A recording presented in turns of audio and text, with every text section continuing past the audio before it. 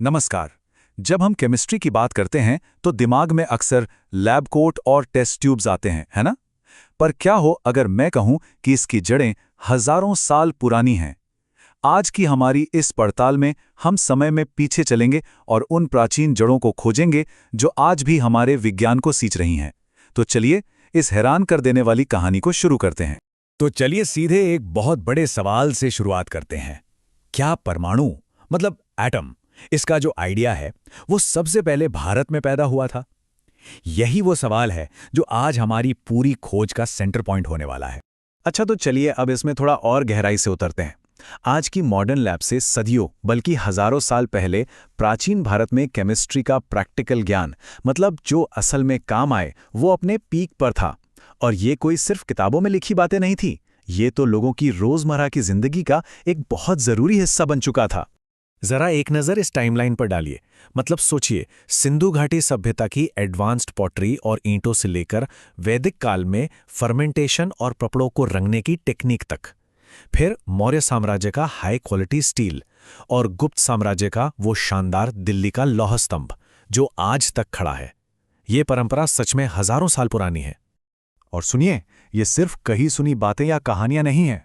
मोहनजोदड़ो और हड़प्पा जैसी जगहों पर जो खुदाई हुई है, जो सबूत मिले हैं, वो इस बात को पक्का करते हैं।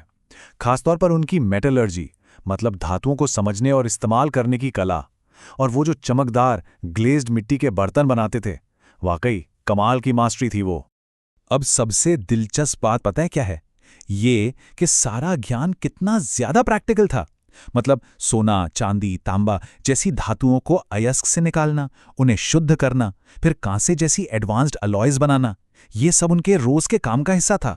अरे इतना ही नहीं, बृहद संहिता जैसे ग्रंथों में डाइज और परफ्यूम का जिक्र है, और चरक संहिता में तो दवाइयां बनाने के लिए एसिड और मेटल ऑक्साइड्स तैयार करने के तरीके तक बताए गए हैं।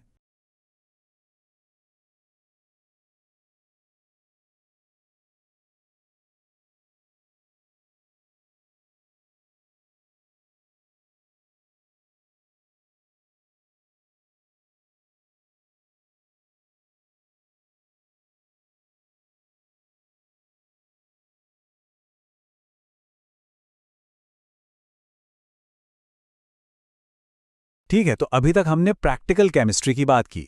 अब यहां से एक बहुत बड़ी छलांग लगाते हैं, एक ऐसे क्रांतिकारी आइडिया की तरफ जो अपने समय से सदियों, सच में सदियों आगे था। हम बात कर रहे हैं महर्षि कणाद के परमाणु के कॉन्सेप्ट की।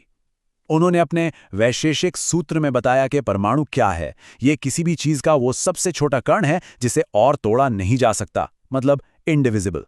ये शाश्वत हैं और हमेशा हमेशा मोशन में रहता है। यही हर चीज का, हर वस्तु का फंडामेंटल बिल्डिंग ब्लॉक है।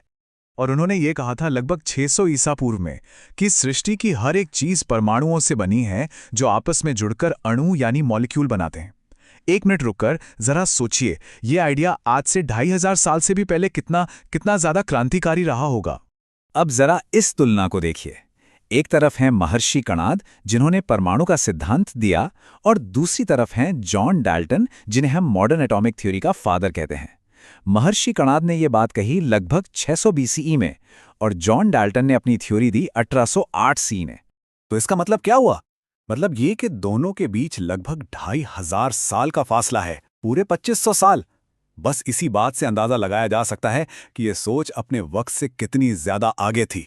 चलिए अब इतिहास से निकलकर सीधे आज की दुनिया में आते हैं और ये देखते हैं कि ये जो पुराने बुनियादी आइडियाज़ हैं वो आज हमारी मॉडर्न जिंदगी की नींव कैसे बने हुए हैं। तो फिर सवाल उठता है कि भाई इस पुराने ज्ञान का आज क्या मतलब है, ये आज हमारे लिए क्यों मायने रखता है। इसका जवाब हमारे चारों तरफ है। जरा सोचिए, कैंसर के इलाज में काम आने वाली सिस्प्लाटिन और टैक्सोल जैसी लाइफ सेविंग दवाएं, हमारे स्मार्टफोन और इंटरनेट को चलाने वाले ऑप्टिकल फाइबर्स, खेती में इस्तेमाल होने वाले खाद और कीटनाशक, ये सब क्या है? ये सब केमिस्ट्री तो है। मतलब आज हमारी जिंदगी का शायद ही कोई ऐसा पहलू हो जिसे केमिस्ट्री ने ना छुआ हो। और हाँ, ये हमारी इकोनॉमी और नौकरियों का भी एक बहुत बड़ा बेस है। पर कहानी यहां खत्म नहीं होती। जब हम भविष्य की तरफ देखते हैं तो केमिस्ट्री का एक डबल रोल सामने आता है। ये कुछ मुश्किलें पैदा भी करता है, तो उन्हें सुलझाने का रास्ता भी यही दिखाता है। इसे ऐसे समझिए कि केमिस्ट्री के दो चेहरे हैं। एक तरफ पोल्यूशन, ग्रीन हाउस गैसें, ये कुछ ऐसी बड़ी प्रॉब्लम्स हैं जिनमें केमिस्ट्री का हाथ रहा है। लेकिन सिक्के का दूसरा पहलू भी है। दूसरी तरफ यही केमिस्ट्री हमें ग्रीन केमिस्ट्री और नए सस्टेनेबल मटेरियल्स के रूप में इनका सॉल्यूशन भी देती है। तो सबसे बड़ी बात यह है कि इन मुश्किल समस्याओं को सुलझाने की जिम्मेदारी भी आखिरकार केमिस्ट्स पर ही आती है। जैसे ओजोन लेयर को नुकसान पहुंचाने वाले CFCs के सेफ ऑप्शंस तैयार करना। सच तो यह है कि केमिस्ट्री ही वो टूल है जो हमें इन प्रॉब्लम्स को समझने और फिर उनसे लड़ने की ताकत देता है। और आखिर में ये सारी बातें हमें एक बहुत ही गहरे सवाल के पास लाकर छोड़ देती हैं। क्या हमारे भविष्य की चुनौतियों का हल हमारे अतीत में ही छिपा है?